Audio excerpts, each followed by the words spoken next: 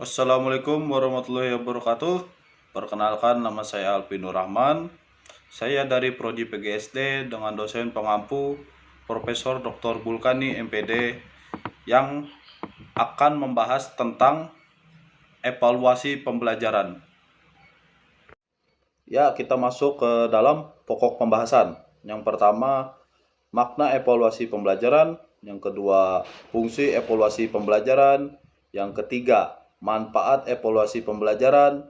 Yang keempat, jenis evaluasi pembelajaran. Yang kelima, prinsip-prinsip evaluasi pembelajaran. Yang keenam, tahapan evaluasi pembelajaran. Ya, kita masuk yang pertama, makna evaluasi pembelajaran. Evaluasi pada hakikatnya adalah aktivitas yang dilakukan secara sistematis oleh evaluator untuk melihat keberhasilan suatu kegiatan yang dilakukan dengan cara membandingkan antara tujuan kegiatan dengan hasil yang telah dicapai oleh objek tertentu. Maka evaluasi mengandung makna sebagai berikut. Yang pertama, evaluasi merupakan suatu proses yang sistematis dan berkelanjutan. Dalam konteks ini, evaluasi haruslah merupakan proses yang terencana dan terukur langkah-langkahnya, sehingga langkah dan prosedurnya dapat ditelaah dan direplikasi oleh orang lain. Yang kedua, evaluasi merupakan upaya membandingkan antara tujuan kegiatan dengan hasil yang dicapai. Yang ketiga, evaluasi memiliki objek tertentu. Objek evaluasi bisa berupa orang, misalkan peserta didik atau mahasiswa, program, atau benda. Yang keempat, evaluasi membutuhkan evaluator. Evaluator adalah orang atau sekelompok orang yang memiliki keahlian khusus untuk melaksanakan evaluasi. Evaluator bisa berasal dari dalam, evaluator internal, maupun dari luar, evaluator eksternal. Yang kelima, evaluasi menyediakan berbagai informasi tentang keberhasilan kegiatan sehingga dapat dijadikan sebagai dasar kebijakan bagi keberlanjutan kegiatan tersebut. Ya, lanjut makna evaluasi pembelajaran. Yang pertama, evaluasi pembelajaran harus dilakukan secara sistematis, terencana, dan berkelanjutan. Kedua, evaluasi pembelajaran bertujuan untuk melihat keberhasilan proses pembelajaran yang dilakukan dengan cara membandingkan antara hasil pembelajaran dengan tujuan pembelajaran. Yang ketiga, adanya kriteria tertentu yang dijadikan dasar maupun patokan untuk menentukan keberhasilan objek yang dievaluasi. Yang keempat, objek evaluasi pembelajaran adalah peserta didik. Yang kelima, evaluator dalam evaluasi pembelajaran adalah guru atau tenaga kependidikan lain yang ditunjuk. Yang keenam, evaluasi pembelajaran menyediakan informasi tentang keberhasilan belajar peserta didik pada ranah kognitif, afektif, dan psikomotorik. Informasi tersebut juga dapat digunakan untuk mendiagnosa kesulitan belajar yang dihadapi, menempatkan peserta didik pada posisi tertentu, dan melihat serta mendorong kemajuan belajar peserta didik. Ya, kita masuk dalam pembahasan yang kedua, fungsi evaluasi pembelajaran. Fungsi yang pertama, fungsi penilaian. Evaluasi pembelajaran berfungsi untuk menilai capaian hasil pembelajaran. Dari hasil evaluasi terhadap program pembelajaran, kita dapat menilai tercapai tidaknya tujuan program pembelajaran yang dilaksanakan. Yang kedua, fungsi diagnostik. Evaluasi pembelajaran juga berfungsi sebagai cara atau teknik untuk mendiagnosa kesulitan dan perkembangan belajar peserta didik. Dari sisi kesulitan belajar hingga hasil evaluasi pembelajaran dapat digunakan untuk mengetahui jenis dan peringkat kesulitan belajar peserta didik.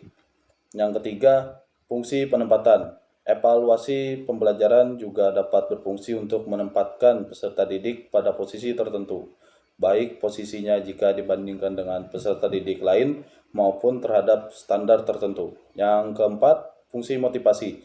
Evaluasi pembelajaran juga dapat berfungsi sebagai alat pemberi motivasi belajar. Hal ini didasari pada kenyataan bahwa peserta didik cenderung akan meningkatkan kesiapan belajar ketika akan dilakukan evaluasi belajar. Kita masuk dalam pembahasan yang ketiga, manfaat evaluasi pembelajaran. Yang pertama, bagi peserta didik, tujuan pembelajaran bagi peserta didik adalah tercapainya perubahan tingkah laku kognitif, afektif, maupun psikomotorik. Untuk mengetahui tercapai tidaknya perubahan perilaku tersebut, maka dilakukan evaluasi pembelajaran, baik terhadap proses, hasil, maupun dampak pembelajarannya.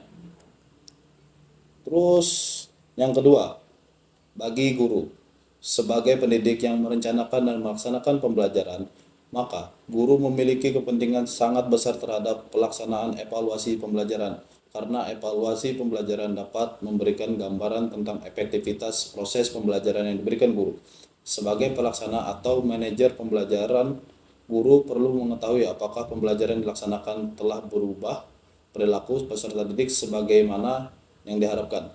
Yang ketiga, bagi sekolah, evaluasi pembelajaran juga memberikan manfaat bagi sekolah. Pada hakikatnya, tercapainya tujuan pembelajaran oleh peserta didik juga merupakan tujuan pendidikan bagi sekolah, yang disebut sebagai tujuan institusional. Artinya dengan mengetahui keberhasilan pembelajaran dan capaian tujuan belajar, maka sekolah juga mengetahui tercapai tidaknya tujuan institusionalnya sebagai lembaga penyelenggara program pendidikan. 4. Bagi orang tua, evaluasi pembelajaran sangat bermanfaat bagi orang tua untuk melihat keberhasilan pendidikan anak-anaknya. Salah satu manfaat evaluasi pembelajaran adalah tersusunnya laporan kemajuan belajar untuk orang tua peserta didik. Ya, kita masuk dalam pembahasan yang keempat, jenis evaluasi pembelajaran. Yang pertama, formatif. Evaluasi formatif adalah evaluasi pembelajaran yang dilakukan untuk mengukur capaian sebagai materi pembelajaran yang telah diajarkan, baik untuk satu kali pertemuan, satu pokok bahasan, atau beberapa pokok bahasan. Terus yang kedua, evaluasi sumatif adalah evaluasi pembelajaran yang dilaksanakan setelah satu paket pembelajaran telah diberikan. Evaluasi sumatif akan memberikan data tentang penguasaan peserta didik pada suatu materi pelajaran, menentukan posisi mereka terhadap peserta didik lain atau terhadap kriteria tertentu. Kita masuk ke dalam pembahasan yang kelima, prinsip evaluasi pembelajaran. Yang pertama, komprehensif. Evaluasi pembelajaran yang baik haruslah merupakan evaluasi yang menyeluruh atau komprehensif, baik dari sisi aspek perilaku yang diukur, keterwakilan karakteristik objek yang diukur, maupun substansi materi yang dievaluasi. Yang kedua, kontinu. Evaluasi pembelajaran harus memenuhi aspek kesinambungan atau kontinuitas hasil pembelajaran umum berbentuk aspek-aspek psikologis yang bersifat laten sehingga perkembangannya sangat dinamis. Yang ketiga, objek evaluasi pembelajaran harus objek adil dan tidak pilih kasih. Evaluator harus memberikan penilaian apa adanya terhadap perilaku hasil belajar yang diperoleh peserta didik setelah mengikuti pembelajaran. Yang keempat, akomodatif. Evaluasi pembelajaran juga harus memenuhi prinsip akomodatif. Artinya evaluasi tersebut harus dirancang untuk dapat mengakomodir pengukuran terhadap suatu karakteristik peserta didik yang bervariasi. Kita akan masuk ke pembahasan yang keenam, tahapan evaluasi pembelajaran. Sistem evaluasi dapat dibagi 3 tahapan, yakni perencanaan, planning, pelaksanaan, implementation, dan evaluasi, evaluating. Ya, kita akan masuk yang pertama, perencanaan. Setiap kegiatan harus dimulai dari perencanaan. Demikian pula halnya dengan evaluasi. Perencanaan yang baik sebelum melaksanakan evaluasi sangat berguna mengarahkan proses dan hasil evaluasi ke arah yang benar, sehingga efektivitasnya dapat dijamin. Yang kedua, pelaksanaan. Kualitas dan akurasi hasil evaluasi juga dipengaruhi oleh kelancaran pelaksanaan evaluasi itu. Itulah sebabnya evaluator harus merencanakan dengan matang pelaksanaan evaluasi. Yang ketiga, pengolahan data. Setelah data hasil evaluasi terkumpul, maka evaluator harus melakukan analisis terhadap data tersebut. Jenis analisis tersebut harus direncanakan dari awal. Analisis hasil evaluasi umumnya dapat dibedakan berdasarkan pendekatan yang digunakan, yakni analisis data kuantitatif dan analisis kualitatif. Keempat, pemanfaatan suatu fungsi dan manfaat. Evaluator harus merencanakan pemanfaatan hasil evaluasi. Pada saat merencanakan evaluasi, evaluator harus menetapkan untuk apa hasil evaluasi ini akan dimanfaatkan. Nah, terus untuk yang kelima, yang dimaksud dengan tahap evaluasi adalah melakukan penilaian terhadap keberhasilan dari tahap evaluasi yang dilakukan oleh evaluator. Ya, pemaparan telah selesai. Mohon maaf jika memang ada kekurangan dalam perkataan yang saya sampaikan di dalam materi ini. Saya mohon maaf. Terima kasih, saya akhiri. Wassalamualaikum warahmatullahi wabarakatuh. Sampai jumpa di lain waktu.